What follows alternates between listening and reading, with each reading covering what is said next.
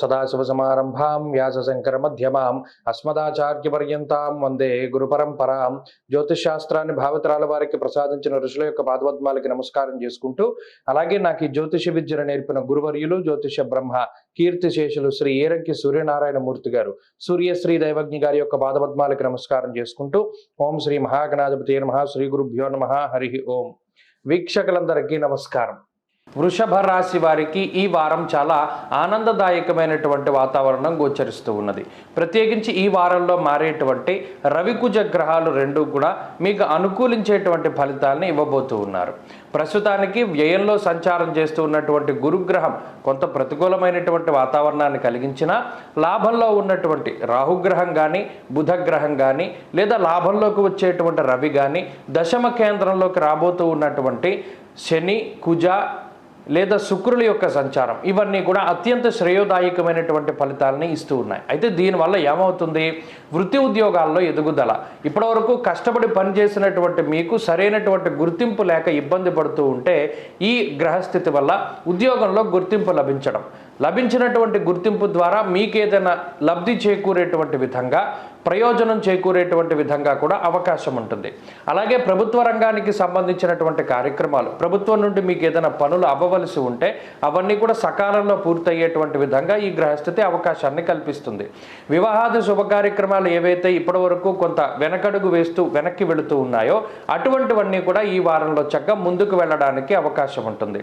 ప్రత్యేకించి శుభ కార్యక్రమాల యొక్క పరంపర కానివ్వండి, ఆర్థికాభివృద్ధి అలాగే ఆరోగ్యాభివృద్ధి కూడా ఈ వారం వృషభ రాశి వారికి కలుగుతూ ఉంటుంది.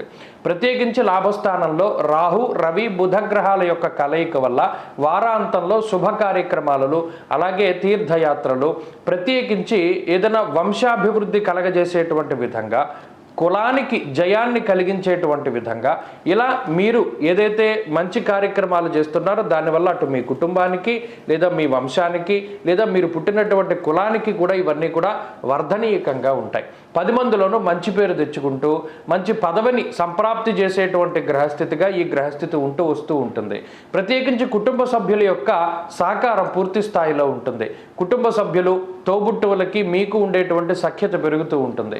అలాగే రుణ బాధలు శత్రు బాధలు తగ్గుముఖం పట్టడానికి ఈ వారం ఈ గ్రహస్థితి చాలా చక్కగా ఉపయోగంగా ఉంటుంది. వారం ప్రారంభంలో ఆనందదాయకమైనటువంటి వాతావరణం ఉంటుంది, ఉద్యోగాభివృద్ధి ఉంటుంది. అలాగే వ్యాపారస్తులకి ఈ వారం చాలా కలిసి వస్తుంది.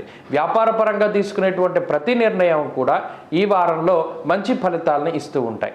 విద్యార్థులకి గ్రహస్థితి పూర్తి స్థాయిలో అనుకూలంగా ఉన్నది.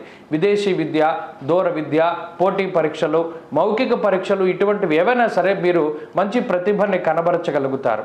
అలాగే స్త్రీలకు ప్రత్యేకించి ఈ గ్రహస్థితి మానసిక ప్రశాంతతని కలగజేస్తుంది. ఉద్యోగ వ్యాపారాలలో ఉన్నతమైనటువంటి అవకాశాలని స్త్రీలకి ఈ గ్రహస్థితి ఇస్తుంది. వృషభ రాశి వారు ఈ వారం మరింత అనుకూలమైనటువంటి ఫలితాలని సాధించడానికై గణపతి యొక్క ఆరాధన చేస్తూ ఉండాలి. బుధవారం నాడు విఘ్నేశ్వరుని యొక్క ఆలయానికి ప్రత్యేకించి వెళ్ళి చెరకు కానీ బెల్లాన్ని కానీ సమర్పణ చేస్తే మరిన్ని శుభ ఫలితాలను పొందగలుగుతారు. ఈ వారంలో కలిసొచ్చేటువంటి రోజు బుధవారంగా చెప్పవచ్చును. అదృష్ట సంఖ్య 9, అదృష్ట వర్ణము ఆకుపచ్చ. తదుపరి మిథున రాశి.